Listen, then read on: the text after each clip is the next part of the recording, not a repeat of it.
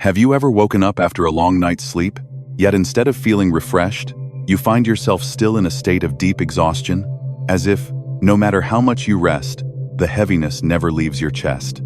It turns getting out of bed into a struggle. You try to jolt yourself awake with coffee or discipline, but that exhaustion clings to you like a persistent shadow the moment the new day begins. Carl Jung, the master of depth psychology, believed that this is not merely a physical issue. He saw it as a form of the soul's wordless language.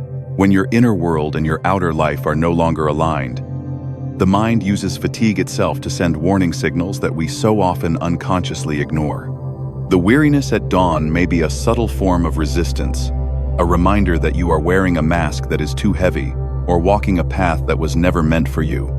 The soul does not know how to lie, and exhaustion is the way it forces you to stop and confront the truths hidden beneath the shell of everyday busyness.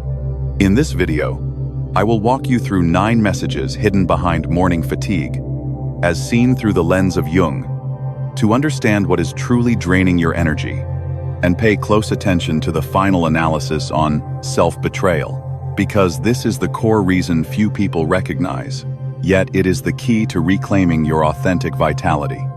Number 1. Exhausted. The moment you open your eyes, what is draining you before the day evenly begins? Carl Jung once said, "Until you make the unconscious conscious, it will direct your life, and you will call it fate." This exhaustion is exactly that. Your unconscious is trying to reach you, using your body as a messenger.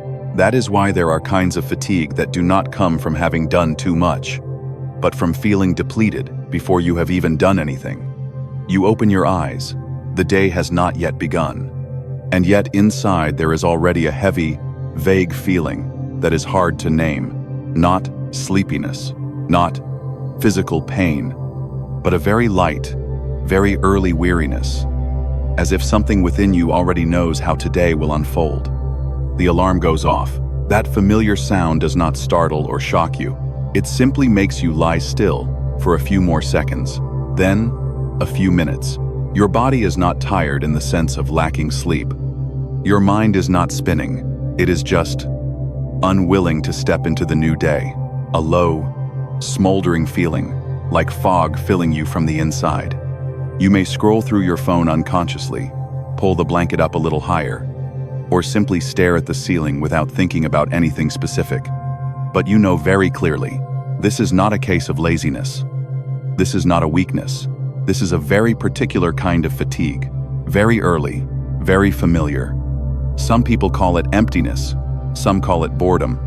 Some simply say, "It's like this every morning." And as you hear this, you are very likely nodding. No further explanation is needed. You have lived with this feeling long enough to recognize it instantly. The feeling that the day has not yet begun, but you already sense yourself at the end of a loop. The issue is that this fatigue does not need a clear cause. You may have slept enough. You may not be sick. You may not be facing any particular crisis, yet it still appears. And precisely because it comes before action, it is often ignored, brushed off with very surface-level explanations. I must be lacking motivation. I must be stressed. I probably just need more rest. But deeper than that, something is happening that you have not yet named. Carl Jung once wrote, "One does not become enlightened by imagining figures of light, but by making the darkness conscious." There is a part of you that has already seen the darkness of the coming day before you even stand up. When consciousness is not yet fully online, when you are still in that fragile boundary between sleep and waking, the deeper layer speaks first. It does not use words. It uses sensation, and that sensation is the fatigue that arrives too early.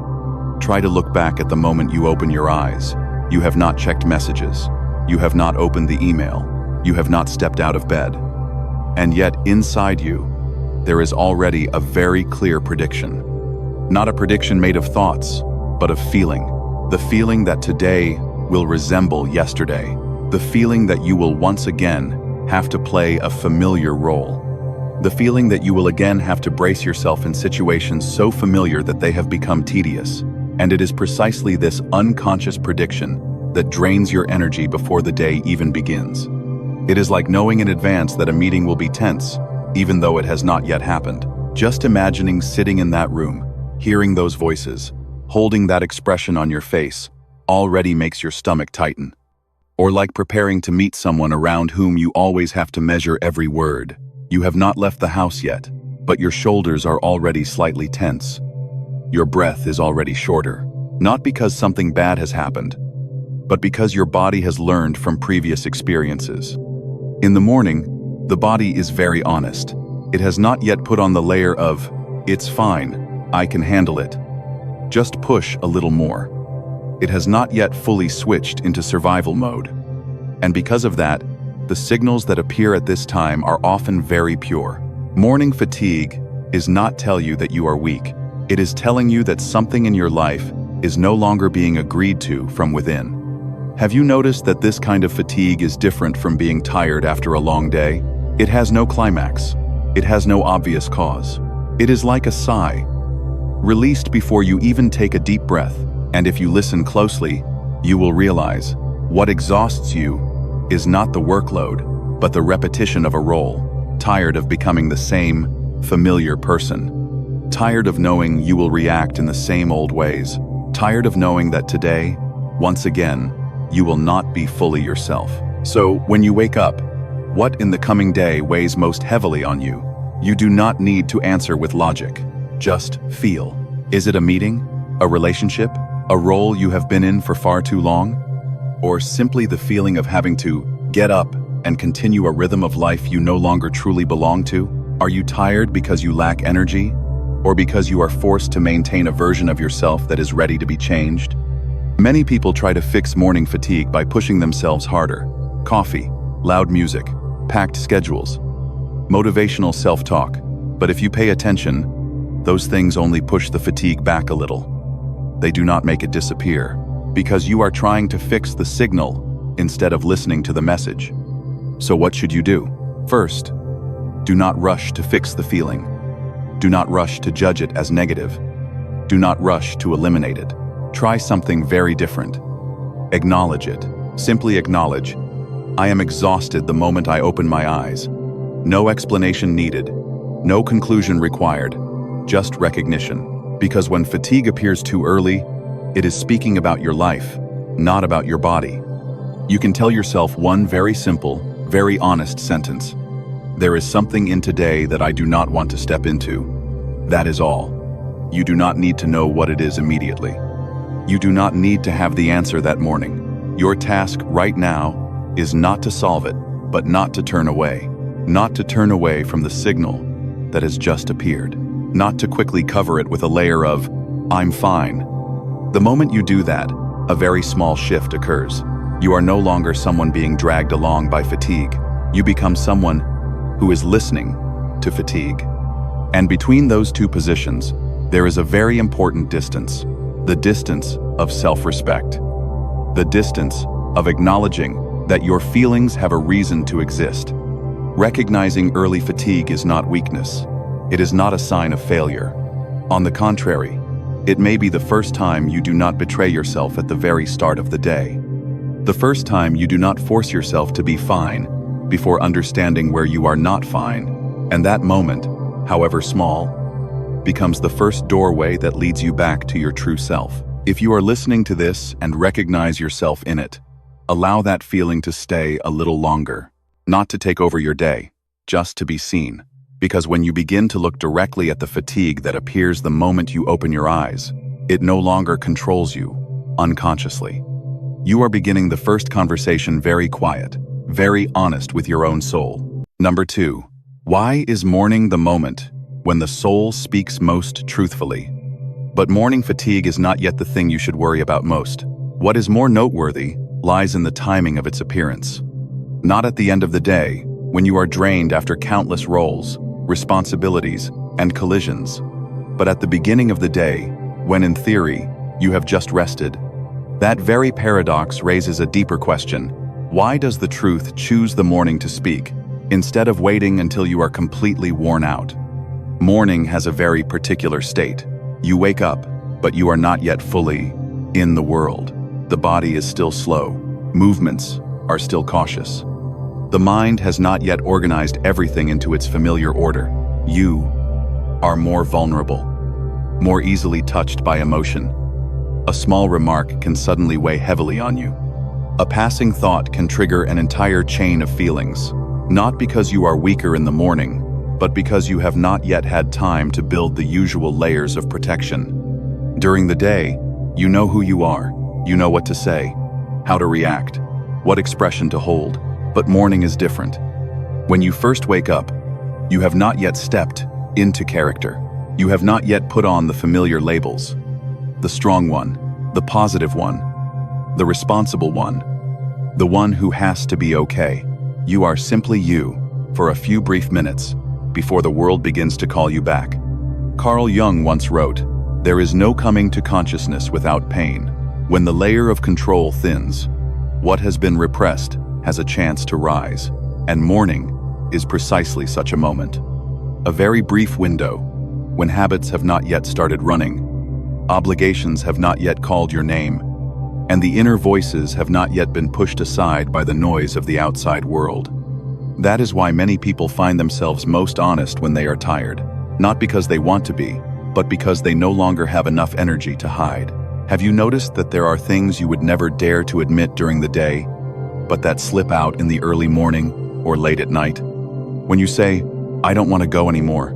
I'm tired of this. I feel empty," those sentences rarely appear when you are alert, busy, and in control. They appear when the defensive layer grows weary. Morning is similar. It is a kind of crack in the day. And in that crack, what has been suppressed has a chance to exhale. Not loudly, not dramatically, just a vague feeling, a nameless heaviness, an early boredom. But precisely because it is vague, you often ignore it. You rush to fill it with your phone, news, social media, coffee, sound. You do not let it finish its sentence. Think of dreams. When you first wake up, you still remember a few scattered fragments. Not the whole story, just the aftertaste, an image, a feeling, an atmosphere.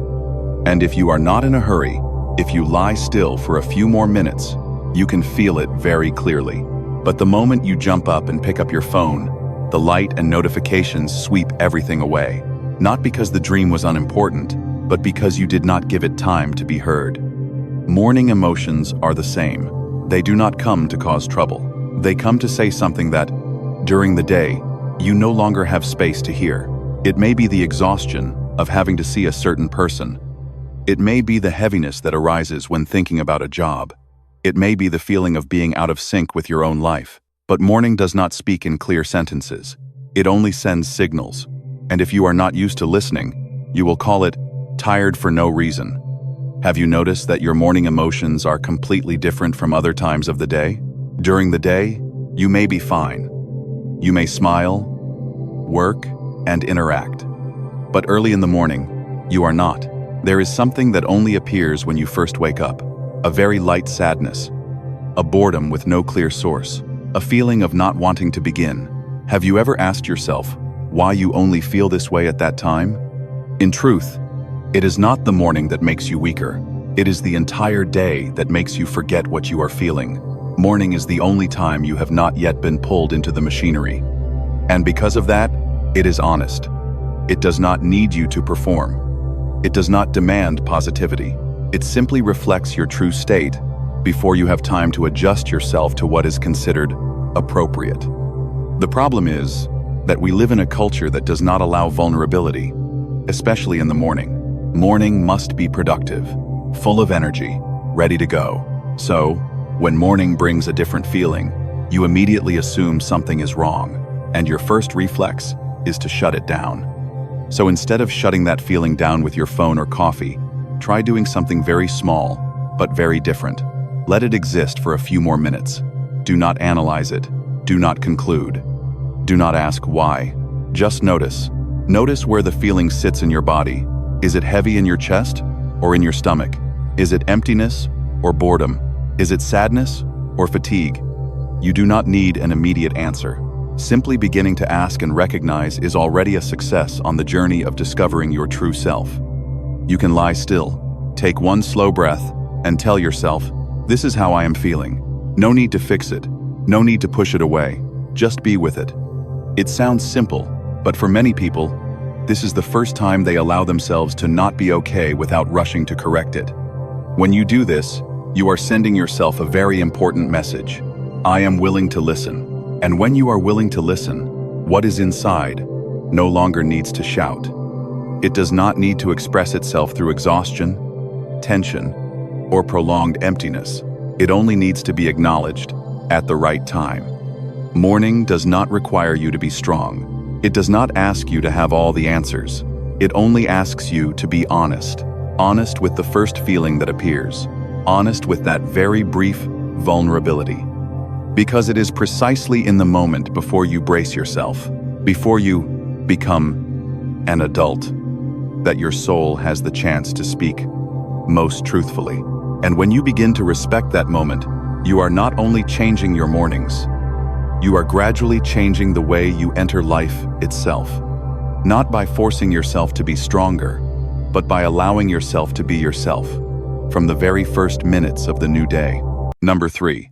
What is morning fatigue asking you to see? A new day is supposed to carry a sense of beginning, even if not excitement, then at least enough neutrality to start.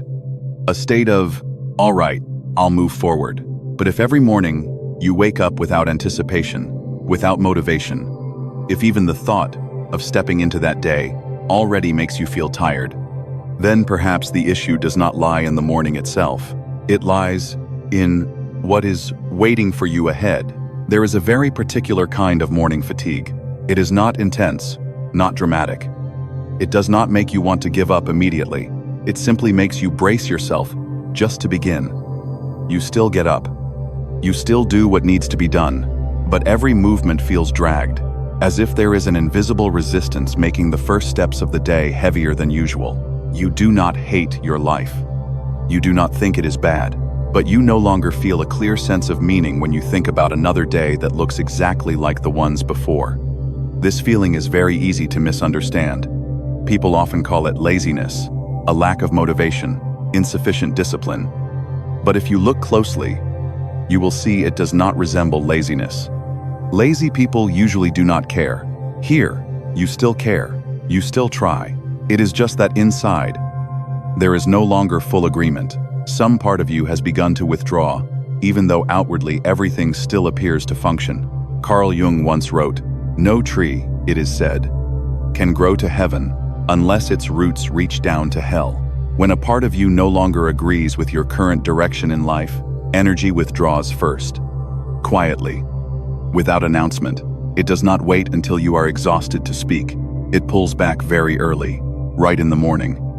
At a time when you have not yet done anything wrong, have not overextended yourself, simply thinking about continuing along the familiar rhythm is enough for your body and emotions to begin reacting.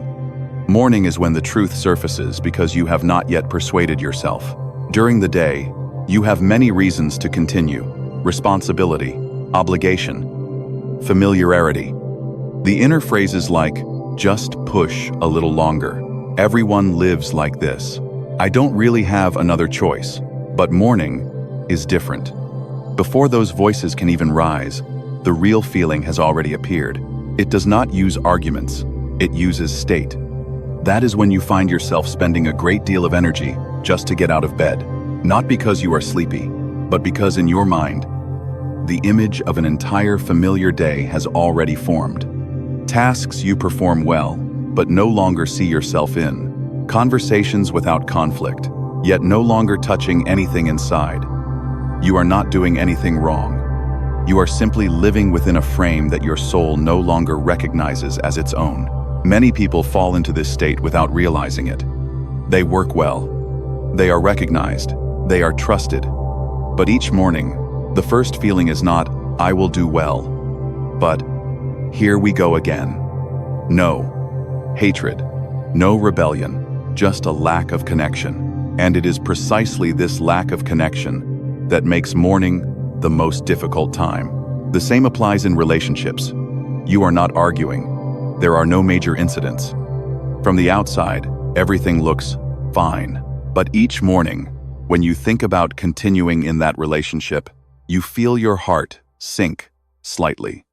Not because of pain, but because the sense of being touched is gone. You are still there, but no longer fully present, and your body knows this before you can name it. Mourning does not analyze right or wrong. It does not care about how you are supposed to feel. It simply reflects the degree of inner agreement. When you are living in rhythm with yourself, mourning may not be joyful, but it is not heavy. When you are out of sync, mourning becomes the first place where the signal appears. Have you ever asked yourself, if you could choose honestly, would you want to live a day like today? Not a special day, not a day off, but a very ordinary day, exactly like the ones you have been living for a long time. If that question makes you pause longer than usual, then perhaps there is already some misalignment present. Or have you simply become accustomed to it? Accustomed to doing the right things, accustomed to meeting expectations, accustomed to maintaining a stable rhythm of life. But familiarity does not mean suitability. And mourning, in its very quiet way, is often the first place where you realize that difference. What makes this difficult is that we often force ourselves to have answers immediately, to know what we want, to know where we went wrong. But the truth is, the soul does not speak in clear answers. It speaks through feeling, through the gentle withdrawal of energy, through making you brace yourself just to begin. So what should you do with that feeling? First, do not rush to explain it away. Do not turn it into a problem that must be fixed immediately. Simply acknowledge one very small thing. Maybe I have drifted a little away from myself. You do not need to know how far. You do not need to know since when. Just allow that thought to exist. Tuan. When you allow yourself to acknowledge this, you are not making everything collapse. On the contrary, you are creating a safe space for the truth to exist, without judgment. You do not need to change your life that very morning. You only need to stop denying the signal. Mourning does not demand that you be strong. It does not require you to make major decisions. It simply reminds you that there is a part of you that is no longer moving in the same direction as the rest. And recognizing that is not a weakness. It is the first step of self-respect. Because self-respect does not begin with trying harder. It begins with being more honest with yourself. When you dare to look at morning fatigue without rushing to label it, you are doing something very important. You are giving your soul the chance to speak truthfully, even if only in silence. And sometimes, that alone is enough for a new day to begin differently, not immediately lighter, but more real. And that is always the starting point of any big change. Number 4, the silent conflict that leaves you exhausted upon waking. The more closely you pay attention to the fatigue you feel the moment you wake up, the more you realize one thing. This is not ordinary tiredness. It does not resemble the kind of exhaustion that follows a long day, nor the fatigue caused by lack of sleep. It feels more like a quiet inner tug of war. As if the moment you open your eyes, two opposing forces are already pulling inside you. One part wants to stop, another part forces you to keep going. And it is precisely this opposing pull that drains you. Even before the new day has a chance to begin, you have not done anything yet. And yet there is already a sense of tension in your body, not clearly anxiety, not exactly sadness, just a gentle spreading weariness, as if you have had to brace yourself to maintain balance, even while lying still in bed. Have you noticed that there are mornings when you are not sleepy, yet you do not want to get out of bed either? Not because you enjoy staying there longer, but because getting up means having to choose a side. One side consists of the things you have to do: work, money, status, responsibility, social expectations, the structures that have shaped your life for a long time. On the other side is a very different, very vague feeling: the desire to slow down, to rest, to change, or simply to stop continuing along the same old rhythm. These two parts coexist within you. And every morning, before you become busy enough to forget, they collide very clearly. The most uncomfortable part is this: outwardly, nothing seems to be happening. There is no crisis, no major upheaval. Everything still looks fine. And precisely because of that, the inner tension becomes even harder to acknowledge. You have no legitimate reason to stop. No excuse is big enough to change. But your body does not care about reasons.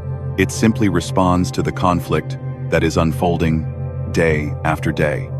Carl Jung once wrote, "The psychological rule says that when an inner situation is not made conscious, it happens outside, as fate. When two opposing parts pull against each other, without being recognized, energy is continuously drained, not because you are weak, but because you are trying to keep two different ways of living, coexisting within one body. Morning is when this struggle becomes most visible, because at that time, you have not yet numbed your sensations with familiar routines. During the day, you can rush from one task to another. You can stay busy enough that you no longer feel. But morning is different. When no one has yet called you by a role, when no one needs anything from you, that conflict appears in its rawest form. One part of you whispers, "I can't take this pace anymore." Another part immediately answers, "You can't stop. You don't have that right." You can see this very clearly in small desires. You want to rest, but you do not allow yourself to rest. Not because you are lazy, but because rest is tied to guilt. Rest means weakness, falling behind, no longer being worthy. You lie there, think about taking a day off, then immediately shut that thought down with a series of very reasonable arguments. And it is precisely this repeated denial that exhausts you more than continuing ever could. Or you want to change, to turn in a different direction, a different job, a different way of living. But the moment that thought appears, fear follows. Fear of disrupting stability, fear of losing what you have built, fear of being judged, fear of regretting it yourself. So you stay, but no longer with your whole self. You stay out of obligation, while another part of you has already begun to withdraw. It is this way of living in halves that creates such early exhaustion, not because you are doing too much, but because you are betraying a part of yourself every day, while still having to appear fine. And in the morning, before you have time to perform the familiar role again, your body speaks.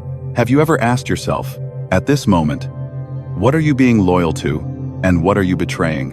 Are you loyal to safety, or to your inner truth?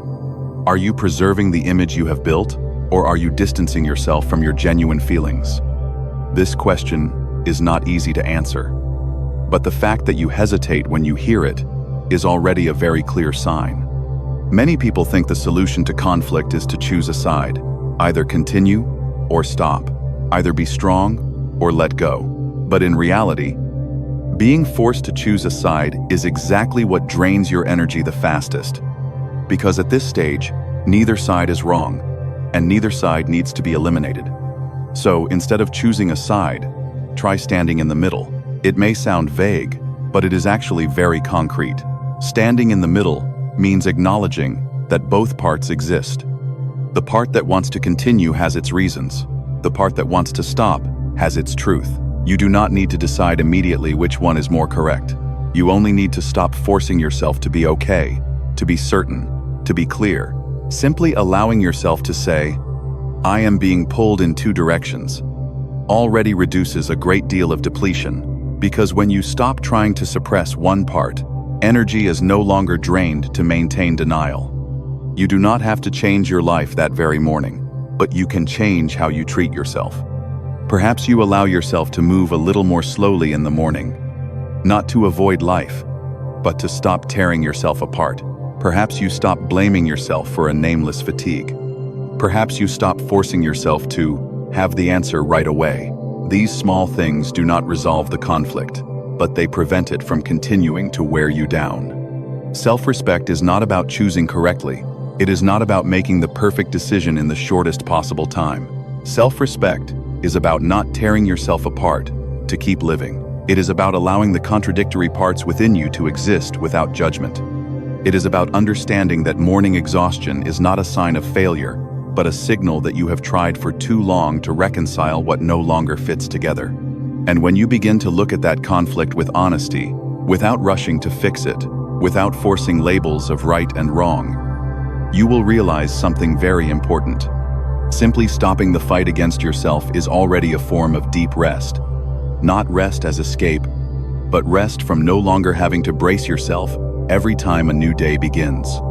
In the morning, while you are still lying there, and no one is demanding anything of you. Try asking yourself very gently, today, am I trying to live on behalf of a part of myself that is no longer here?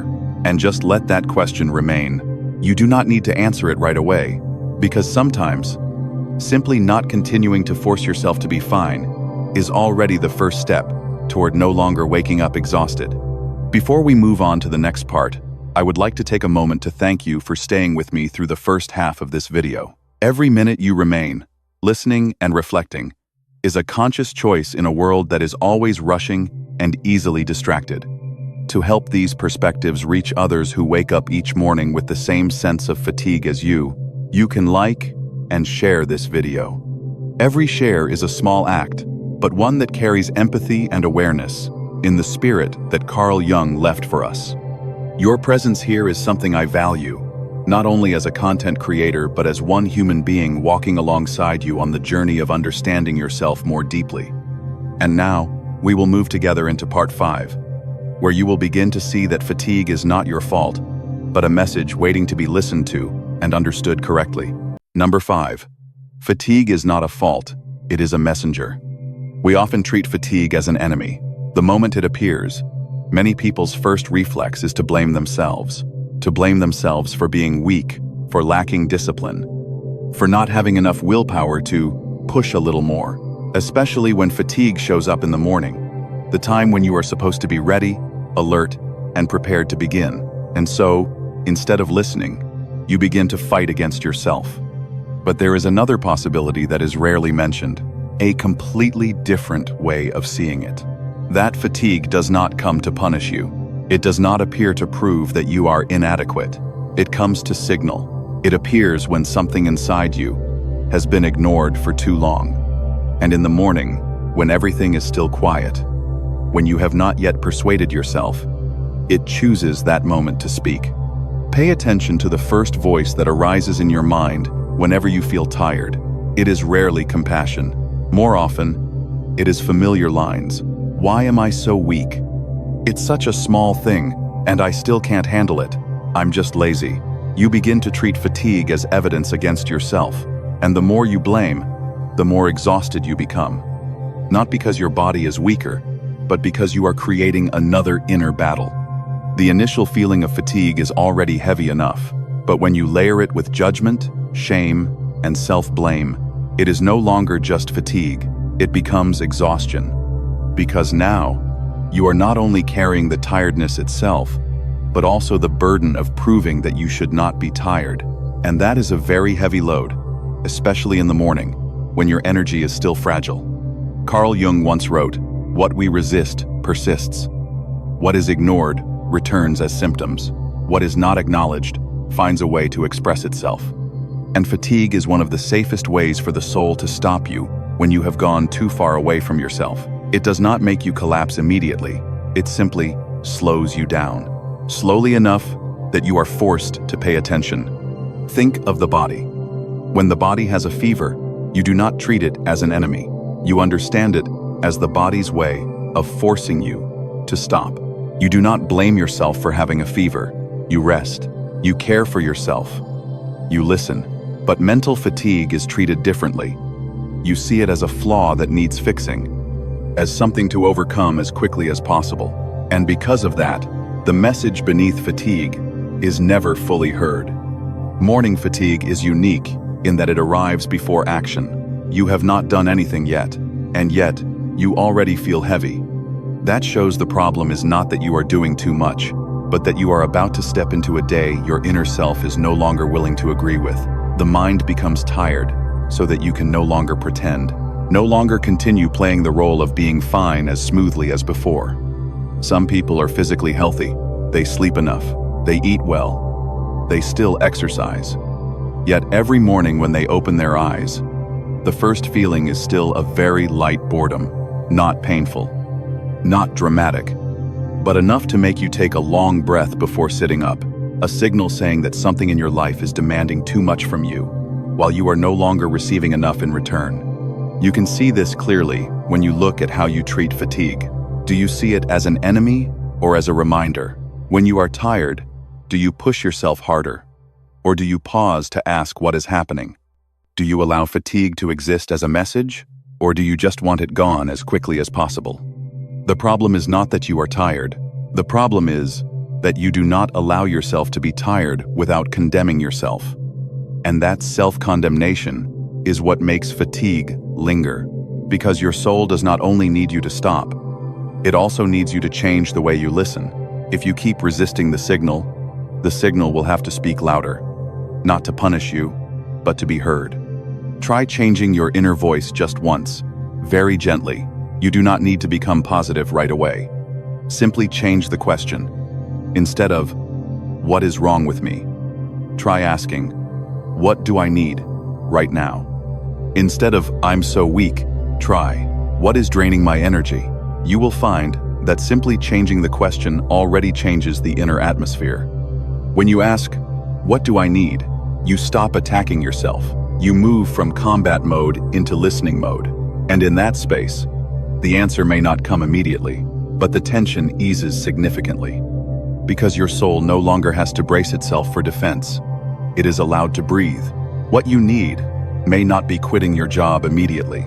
It may not be changing your entire life overnight. It may simply be acknowledging, "I have been trying for a very long time."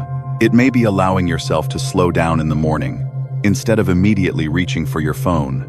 It may be allowing yourself not to appear strong when you are tired inside. These things sound small, but with mental fatigue, small changes in the attitude of listening create profound differences. When you stop treating fatigue as an enemy, you begin to see what it is pointing to. Perhaps it is speaking of a rhythm of life that no longer fits. Perhaps it is reflecting a relationship you have endured for too long. Perhaps it is reminding you that you have neglected very basic needs, the need to rest, to be touched, to live truthfully. But if you refuse to listen, you will only feel tired, not see the message. In the morning, when fatigue appears early, the message is at its purest. It has not yet been diluted, not yet rationalized away. And if you are brave enough not to fight it immediately, you will realize something very important. Fatigue is not against you. It is on your side, protecting you from continuing down the wrong path. When you stop resisting the signal, you begin to return to your true self. Not through grand decisions, but through a very fundamental shift, refusing to treat yourself like a machine. You do not need to fix fatigue. You need to understand it. And understanding here does not mean analysis, but permission. That day, you may still have to do the same things, but the way you enter the day is different. No longer an active force, but a more conscious presence. You know you are tired. You do not deny it. And because of that, fatigue no longer needs to shout. Morning does not require you to defeat fatigue. It only asks that you do not betray yourself one more time. And sometimes, that alone is enough for a new day to begin more gently. Not because everything is resolved, but because you have stopped treating your own signal as a mistake. And that is always a crucial step on the journey back to who you truly are. Number 6. Morning fatigue is a sign you have been living behind a mask for too long. What do you usually do the moment you wake up?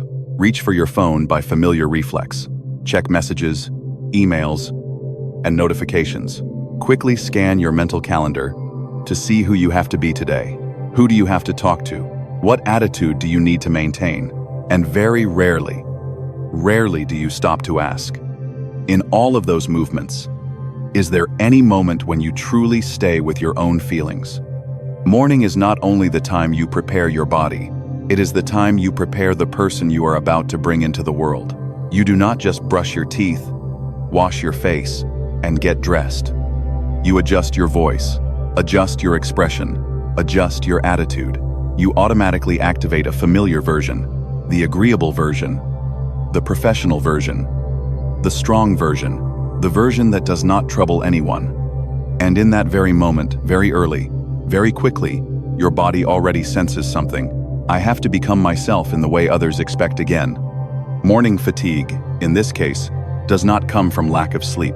It comes from the thought of having to continue maintaining a stable image, while the true part inside is already very tired. You have not done anything yet, but you have already prepared yourself to brace. And bracing, even in thought alone, consumes very real energy. Notice that feeling. It is usually not loud, not dramatic. It feels like a very soft sigh inside the chest, a hesitation before leaving the bed, a sense of not wanting to begin without being able to clearly say what you do not want, because on the surface, everything is still fine. Work is fine. Relationships are fine. Your role is still recognized. Only one thing is not fine. You are no longer truly there. Carl Jung once wrote, "The persona is that which in reality one is not, but which oneself, as well as others, think one is." When you live far from your true self, you have to use a great deal of energy to maintain the image that you and others have grown accustomed to seeing. The unconscious does not protest with words. It does not argue. It does not reason. It protests by withdrawing energy, very quietly, very steadily. And morning is when that withdrawal is most visible, because you have not yet had time to cover it up. Morning fatigue, in this sense, is like the moment when your true self refuses to renew a contract for an old role. It does not want to cause chaos.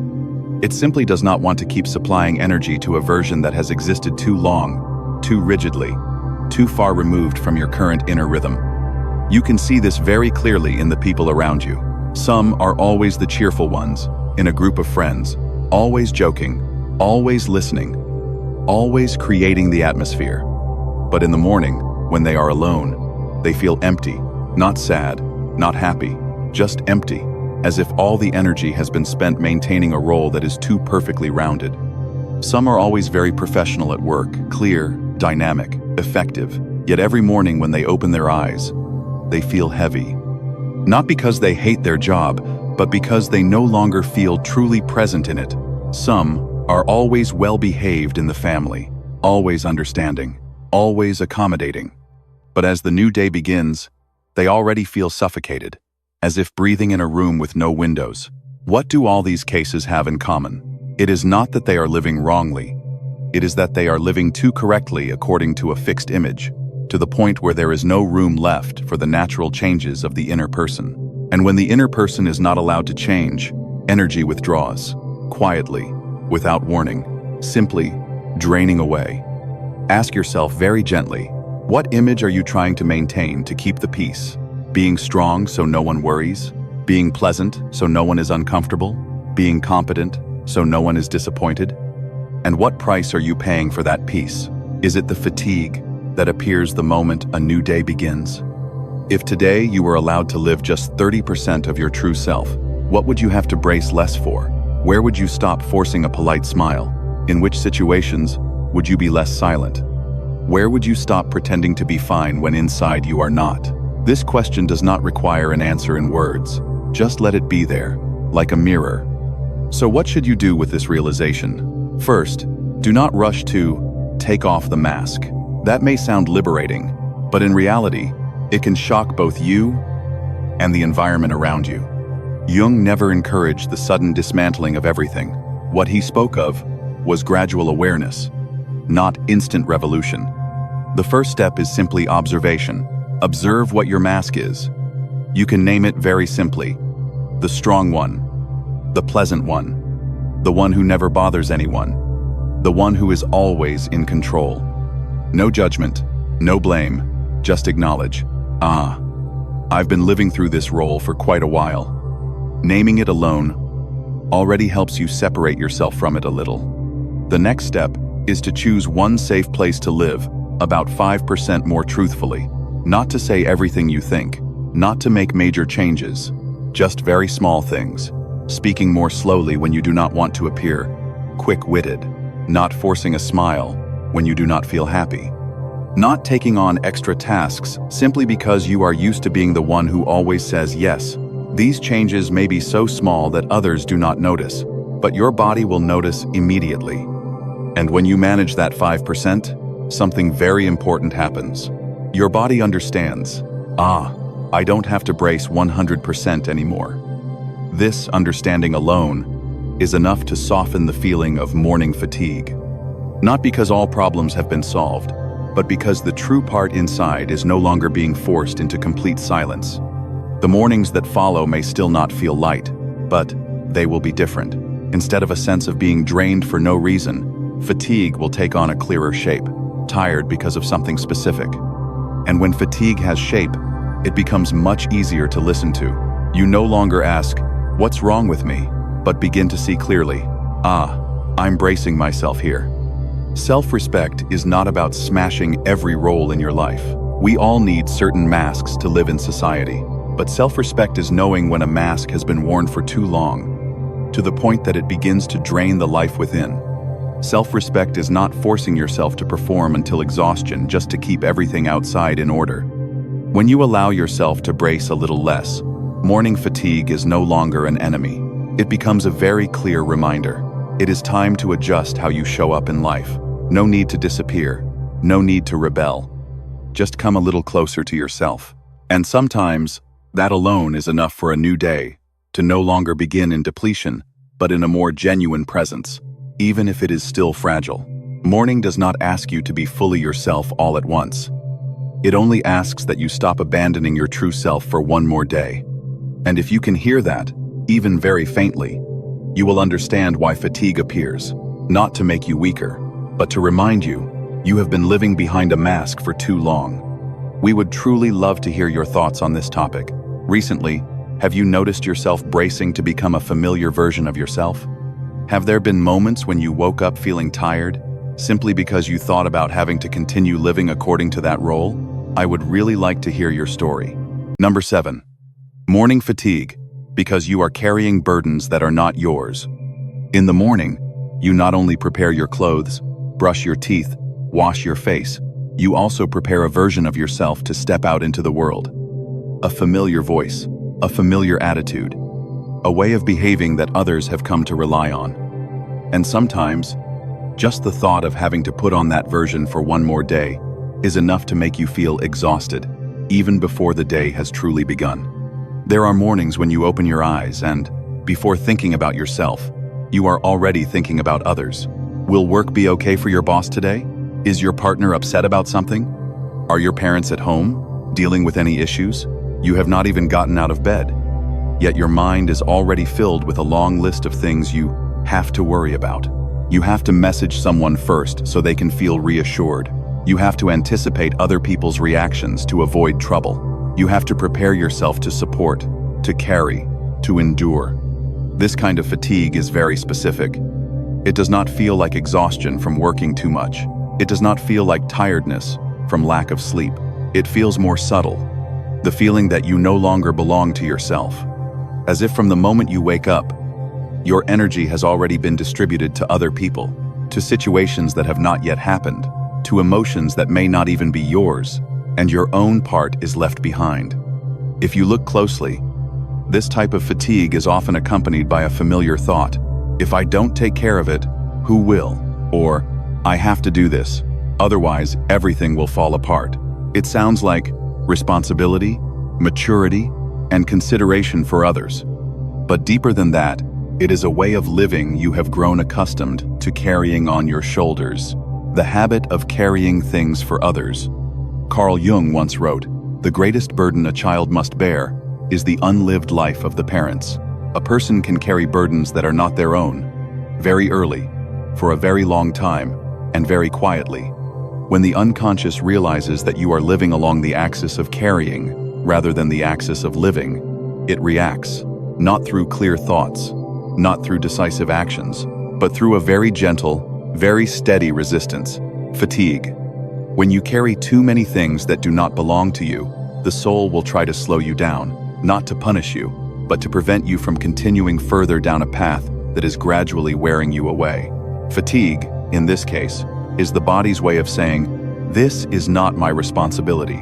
But because you are used to carrying, you often do not hear that message. You only feel the depletion. This is easy to see in everyday life. Some people always take on the role of the mediator in the family. They are the ones in the middle, soothing, enduring, and tolerating to keep the atmosphere peaceful. In the morning, they already feel tired, not because something new has happened, but because they know they will have to endure that atmosphere for yet another day.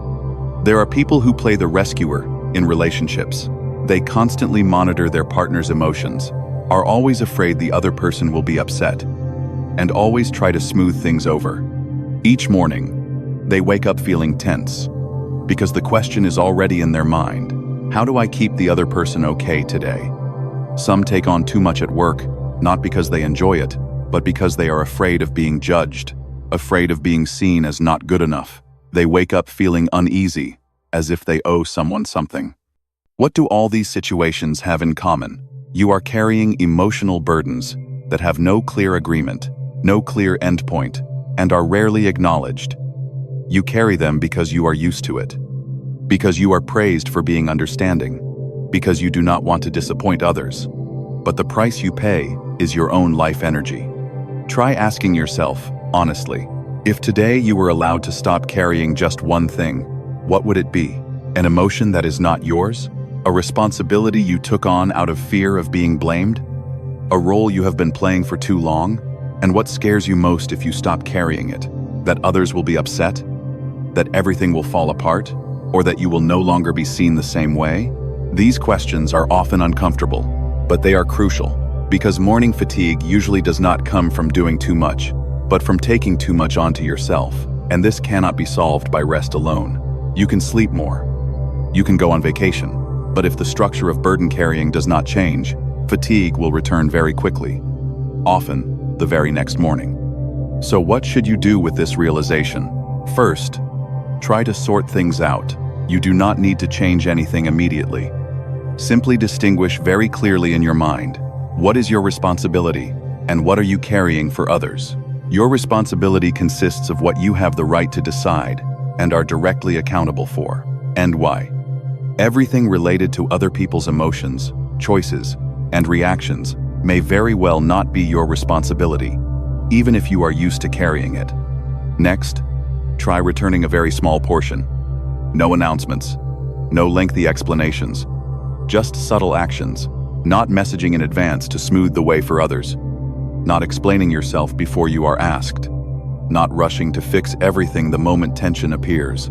These actions may initially make you feel anxious, but that anxiety shows you just how accustomed you are to carrying too much. After that, practice one gentle boundary sentence. It does not need to be harsh. It does not need to be cold. Just something simple. I understand, but I can't carry this for you. This sentence is not meant to push others away. It simply restores your proper position in the relationship. And the other person's reaction after hearing it will tell you a great deal, whether you are in a nourishing relationship or one that is draining you. Boundaries, in this sense, are not about hurting others. Boundaries are about not continuing to make yourself disappear. When you stop disappearing into burdens that are not yours, morning fatigue gradually changes its shape. It is no longer a senseless depletion. It becomes a very clear reminder. Today, you are allowed to live for your own responsibilities first. And perhaps the first morning you do this will feel strange. You may feel empty, unfamiliar, as if you are being selfish. But if you listen closely, beneath those feelings, something very different will begin to emerge. A slight lightness, a slight release from bracing, a faint sense that you are still here in your own life. Morning fatigue, in this case, is not a sign of weakness. It is a sign that you have been carrying too much for too long. And when you begin to return the burdens that are not yours, you are not only reclaiming energy, you are reclaiming the right to live as a human being, not merely as a support pillar for others. Number 8. Morning fatigue. Because a part of you is being forgotten. There are mornings when, before you have time to think about yourself, you have already thought about everyone else. Your boss's work, the emotions of your loved ones, the responsibilities of a role you no longer remember when you took on. You still fulfill them, still show up on time, remain kind, still make sure no one complains. But your body responds in a very different way. It is tired. Not because there is too much to do, but because there is too much that does not belong to you. This feeling is very hard to name. You are not exactly sad, not exactly bored, not exactly hopeless. You just notice one thing very clearly.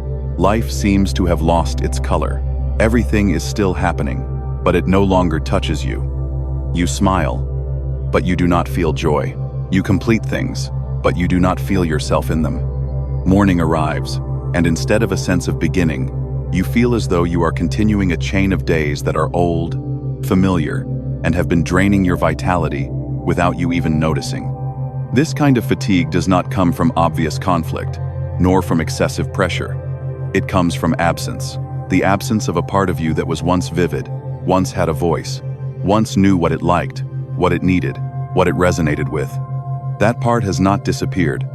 It has simply been set aside, repeatedly and silently, until your energy begins to leak every morning.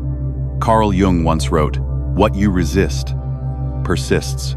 When an important part of you has been neglected for too long, it does not fade away. It does not obediently remain silent. It shifts into another form to exist, not through words, but through a quiet withdrawal of energy. You find yourself less interested, less motivated, less alive.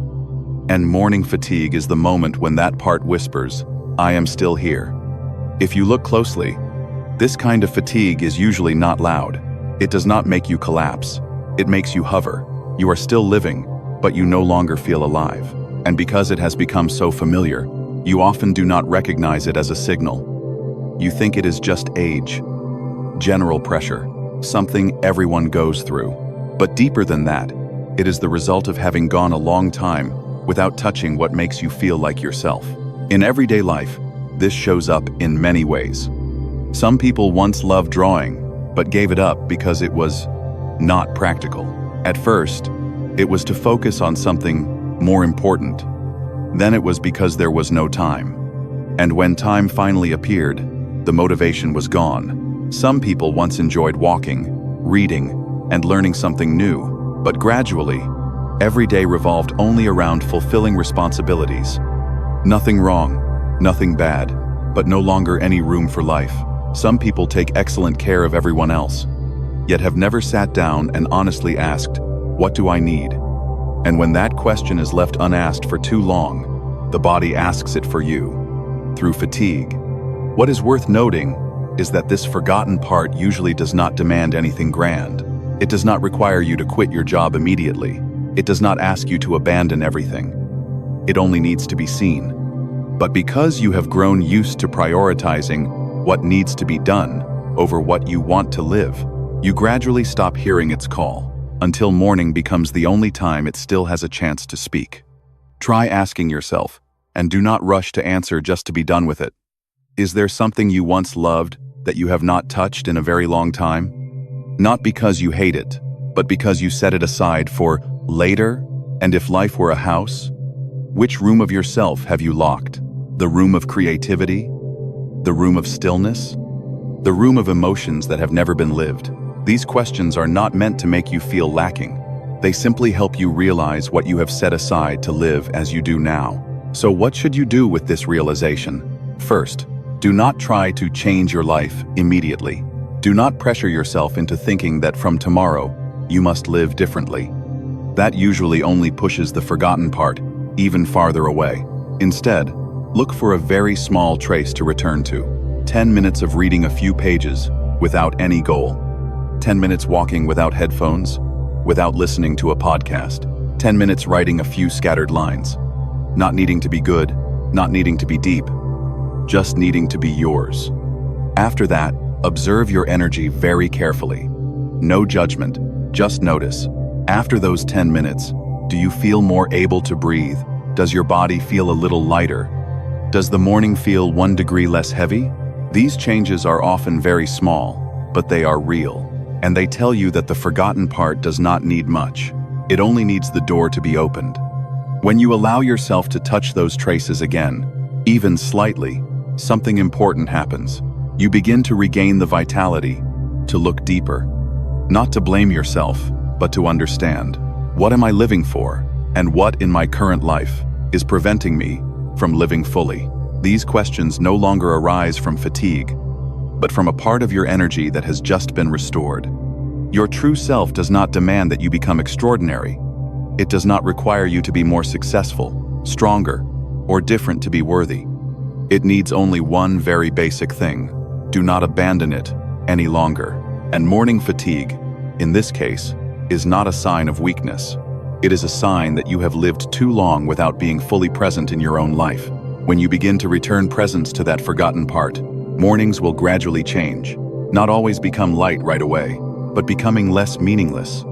And instead of the feeling of dragging yourself out of bed to continue an old loop, you will begin to have mornings that are very quiet, very real, where you do not have to brace yourself just to exist.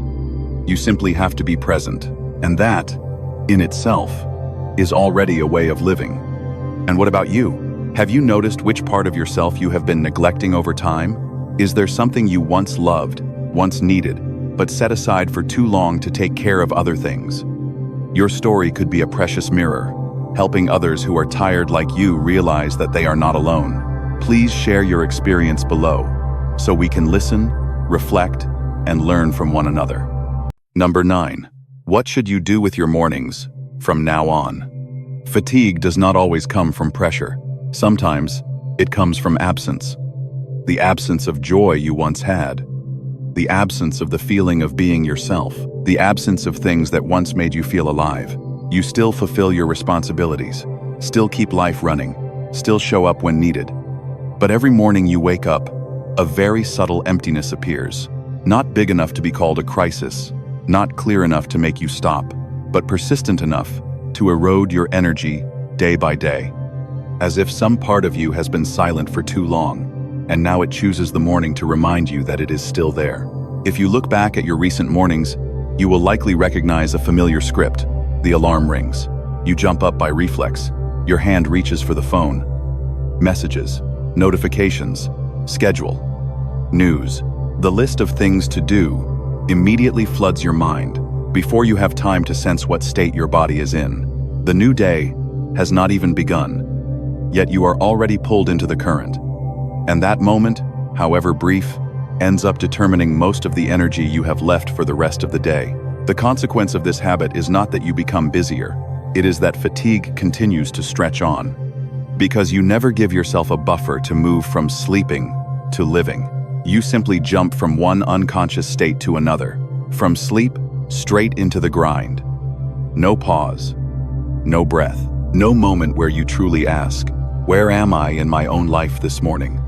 Carl Jung once wrote, "Who looks outside, dreams. Who looks inside, awakes." Your awareness needs a slower rhythm to reconnect with what lies deeper inside. Not to analyze, not to figure everything out, but to awaken. Morning, if treated as a transitional space rather than a launch pad, can become the place where you reconnect the thread to yourself. But that only happens when you allow yourself not to react immediately. Imagine a very different morning, without needing it to be ideal. You wake up, no phone for the first 3 minutes. Just 3 minutes. You lie still, feel your back against the bed. Hear a distant sound outside the window. Notice whether your breath is shallow or deep. Then, before getting up, you take one slow, deep breath, not to achieve anything, just to let your body know that you are present. These things sound very small, but they create a very big difference. Instead of being dragged by the day, you step into the day. Or even simpler, before leaving the bed, you place one hand on your chest. No ritual, no affirmation, just leave your hand there for a few seconds. This gesture tells your body, I am here. And for many people, that is the first moment of the day when they are not being demanded of, not expected, not evaluated, just a human being who has just woken up. What would happen if you did not react immediately to the new day? If you did not instantly reply to messages? If you did not immediately step into your familiar role? Have you ever tried that? Or does just thinking about it already make you feel anxious, guilty, as if you are doing something wrong? That feeling is very important, because it tells you how long you have been living in reaction mode. So from now on, what can you do differently with your mornings? Not to improve yourself, not to become more productive, but to stop abandoning yourself at the very start of the day. First, slow down. You do not need to slow down the entire morning. Just slow down one beat compared to your old habit. If you used to jump up as soon as the alarm rang, try sitting up 10 seconds later. If you used to grab your phone immediately, let it stay there a little longer. This slowness is not procrastination. It is a very gentle boundary you place between yourself and the world. Next, listen to just one question. Not a big question, like, what do I want in life? Just a very close one. This morning, what do I need so I do not become more tired? The answer might be 5 more minutes of quiet. It might be a glass of warm water before coffee. It might be not talking to anyone right away. It might be allowing yourself to be silent. Do not judge the answer. Do not argue with it. Just acknowledge it. Finally, choose one action that respects your energy, however small. Not an action to change your life, but an action that tells yourself, I matter. It could be not opening the email before 8 o'clock. It could be stepping out onto the balcony for 2 minutes. It could be not listening to the news in the morning. Each such choice is a moment where you reset a boundary, not with others, but with the way you have been treating yourself. You might wonder, can such small things really change anything? The answer is, they do not immediately change your life, but they change your relationship with life. And that relationship is what ultimately determines whether you become exhausted or not. Each morning you listen to yourself, you are rebuilding a boundary with the world. You are quietly saying, I am not just a role. I am not just someone who responds. I am a human being with my own rhythm. And when you do this often enough, little by little, you begin to return to your true self. Not through big decisions, but through very small, very consistent, very respectful choices. Morning fatigue may not disappear right away, but it will change its tone. And then, gradually, when you no longer abandon yourself from the very first moment of the day, you will notice something very different. Mornings are no longer something you have to get through. They become a place you can stay in, even for a few minutes, to remember that you are living, not just continuing. And if today, when you wake up, you can do just one of these things, that is already enough. Because every morning you do not turn your back on yourself, you are beginning again in a very real way, quietly, without drama, but deeply enough that your soul no longer has to knock by means of fatigue. We are often taught that fatigue is a sign of weakness, that if you were more disciplined, tried harder, and were stronger, each morning would naturally feel lighter. But after walking together through this entire journey, perhaps you have begun to sense something different. Not all fatigue needs to be fixed. There are kinds of fatigue that are simply a whisper, reminding you that something in your current life is out of alignment with your true rhythm. Carl Jung once wrote, "The privilege of a lifetime is to become who you truly are." And perhaps that privilege does not arrive in explosive moments or major decisions, but very quietly, in the morning, when you open your eyes and realize you no longer want to continue living in a way that has drained you, not because you have failed, but because your soul has been honest enough to speak. You do not need to change everything immediately. You also do not need to figure out your entire life. Sometimes, maturity is simply beginning to listen to small signals, not turning away from fatigue, not blaming yourself for not being okay yet, and allowing yourself to slow down one beat to ask, what am I living for? That question alone, if asked honestly, is already a very deep step toward returning to yourself. And if throughout this video, you have seen yourself somewhere in those heavy mornings, in the feeling of bracing yourself just to begin, in the nameless fatigue that appears too early, please remember this. You are not alone. Many people are living just like you, the only difference being that they have not yet found the words for it. The fact that you recognize it is already a sign that you are awakening in your own very personal way. If you feel that this content resonates with you, consider subscribing to the channel and turning on notifications, not to watch more videos endlessly, but to have a space where you are allowed to pause, to reflect, and to be reminded of yourself amid the relentless pace of life. We will continue walking with you into the quieter corners of the inner world, without dogma, without imposition, just conversations honest enough that you no longer have to carry your fatigue alone. Thank you for staying until the end, and I wish you that, starting tomorrow morning, Even if things cannot feel light right away, at the very least, you will no longer turn your back on yourself.